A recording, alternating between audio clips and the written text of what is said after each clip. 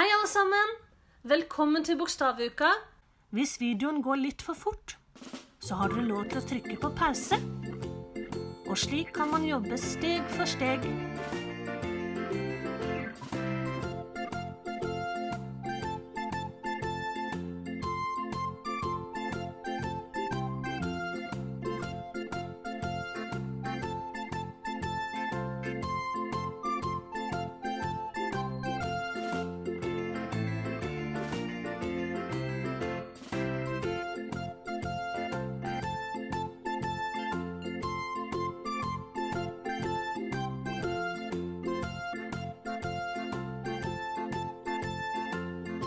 Så ses vi i neste video.